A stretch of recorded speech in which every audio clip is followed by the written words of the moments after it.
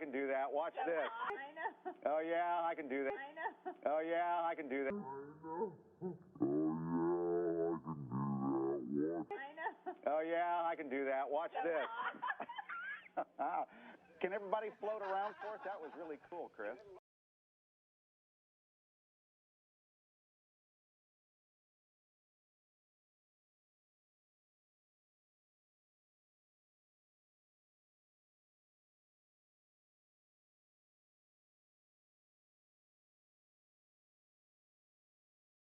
今天经过捕获。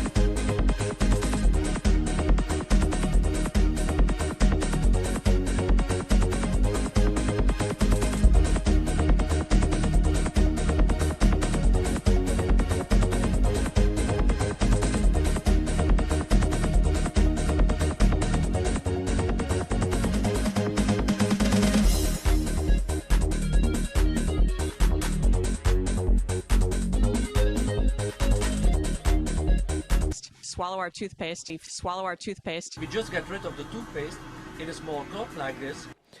In this scene, Chris Hadfield bends down in order to adjust something, and you can see on the back of his shirt a couple of upticks on either side where you would expect wires to come in on either side of that harness in order to support it. Of course, they've computer graphicked out the supporting wires. You can't actually see them.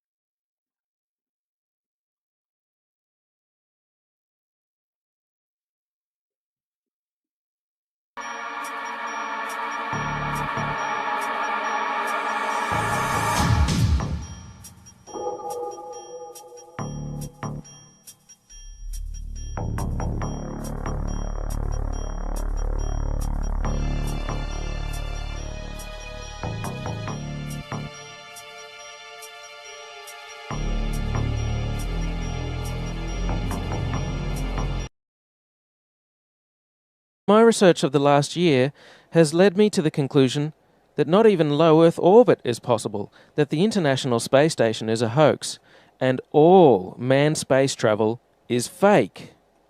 First, though, let's have a look at the International Space Station. I want to talk about some of the anomalies I see there. For the inside of the International Space Station, there are a couple of zero-gravity tricks that they use to fake it. The first is they have a complete mock-up of the International Space Station built on the inside of an airplane. And that airplane does a bunch of rises and falls. It does a upside-down parabolic trajectory, and that simulates zero gravity. The other main way they simulate the zero gravity is with suspension in front of a blue screen. And they use that trick for extended periods of time, for longer than 45-second segments.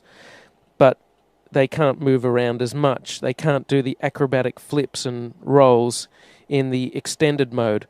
So there's full motion mode where they can fully move around, and that's faked in a plane. And then there's suspended or extended mode where they're suspended by wires in front of a blue screen. They don't move around as much, but they can make the scene last for a longer period of time. The extended mode is much quieter than the full motion mode. In full motion mode, you can actually hear the sound of the jet engines, the engines of the airplane. In every single scene of full motion mode, in every segment of the International Space Station, you can hear this loud sound, the sound of the jet engines. You could argue that it's the air conditioning system. Not even an office air conditioner is that loud. And why is there a loud sound in every segment of the International Space Station? That's because no matter how soundproof you make it, you can't filter out all of the sound of the jet engines. An airplane is just too noisy.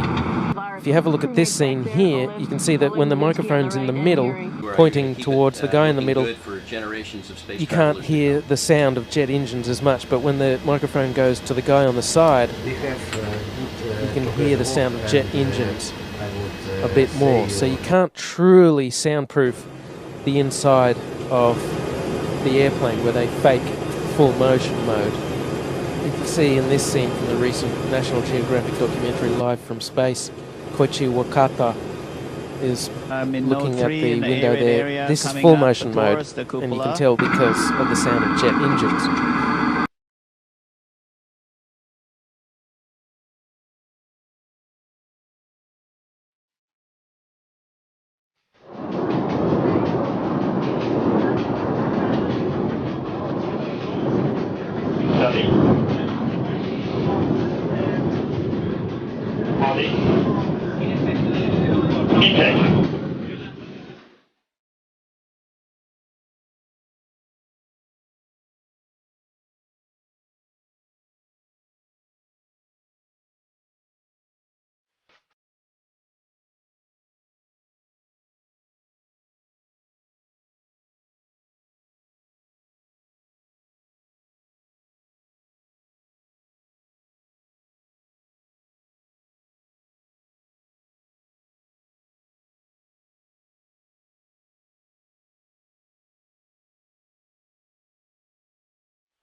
Now have a look at their feet. There's stabilization bars, blue stabilization bars.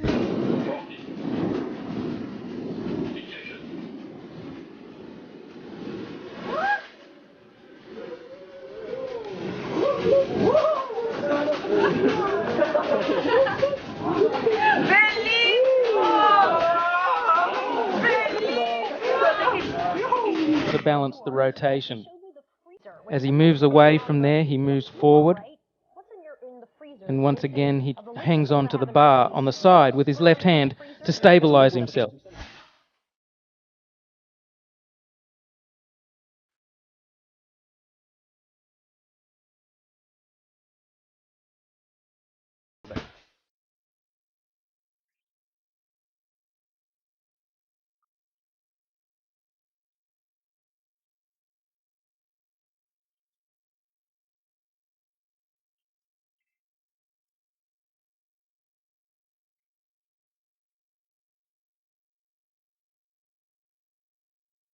Like jelly beans, but then how to eat these in space?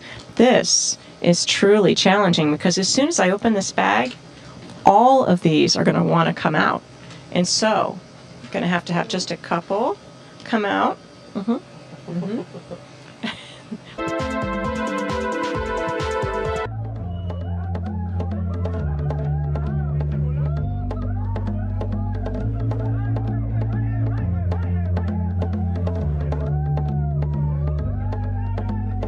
video that caught my attention, and you will see the same things that I saw.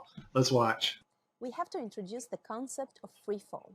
So let's use this model of the Earth. And let's enlist the help of a friend, Paxi. You might know her.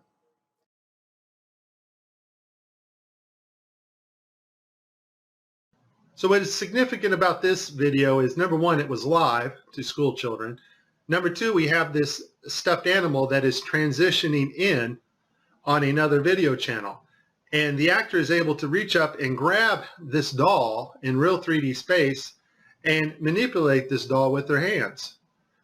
And so the only way you're going to pull that off is with one technology. And that technology is virtual reality. Next segment, I'm going to show you how NASA grabs objects in 3D space, rotates them around, manipulates them. They can do this with water, with cloth, anything. And the cool thing about it is we can take what they're doing, what they're seeing with their contact virtual reality augmented lenses, and put that on a separate video layer live. So in this clip, they're talking live feed, and we have a astronaut go by us in the background, obviously trying to give it a more realistic, spacey, station busy effect. The only problem is the camera that was supposed to mask this harness out, or the video feed, is not working.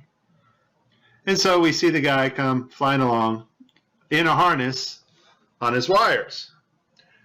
Pretty amazing. But that's not all that goes wrong here.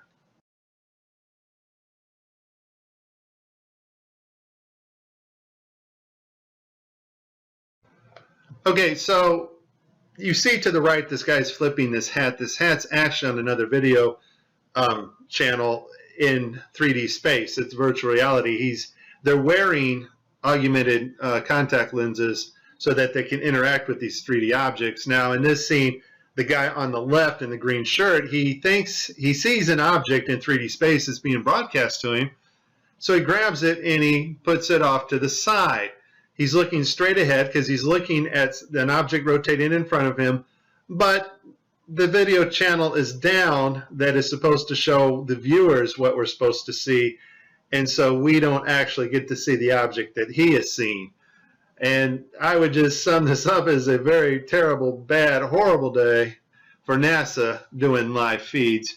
Specifically, how HoloLens can turn every room of your house into a personalized video game level. But today, we want to take mixed reality one step further. So we've got something new to show you. Holograms you can hold.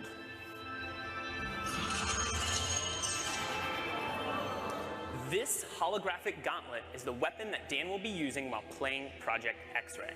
You'll notice that as he moves his arm, the hologram moves as well.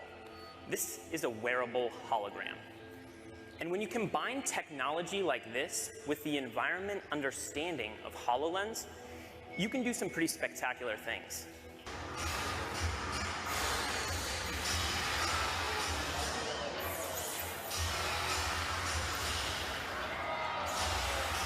Dan can even use his shield to defend himself.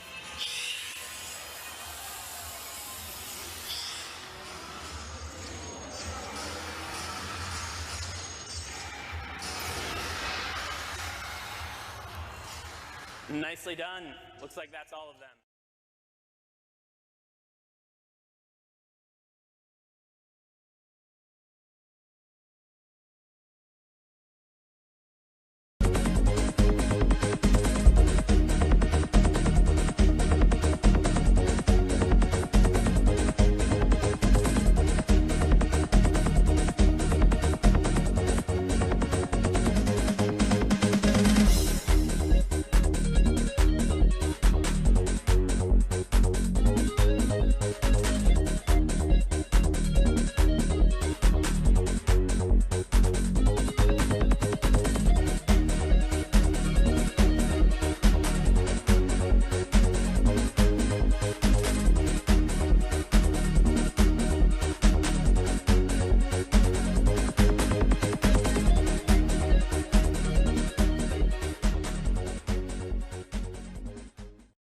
whole arm setup and the virtual reality glove that covers all the way down the arm and hand. This allows the software to broadcast what we see video-wise as his arm in a shirt sleeve. Okay, I have a lot of Tim Peake screw-ups, but this one here, the system glitches. The software does not track his hand properly, and Tim slips his hand underneath his other fingers, which is tightly holding onto the mic, which would be impossible. I don't think this is Tim's fault. Normally, Tim always moves his other fingers up while he slides his hand under. I just think the system didn't respond to his movements here.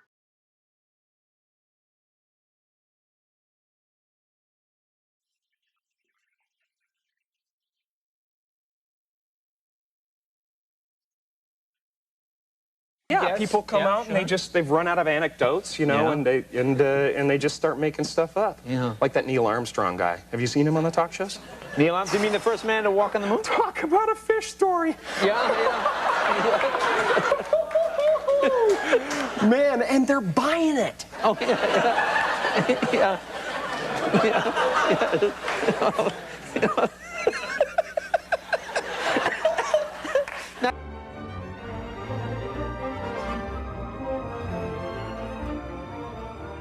Do you hear me?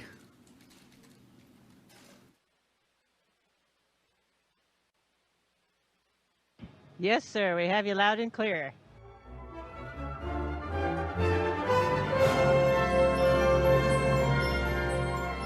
Who's ready to go to Mars up there? We are absolutely ready to go to Mars. It's going to be a fantastic...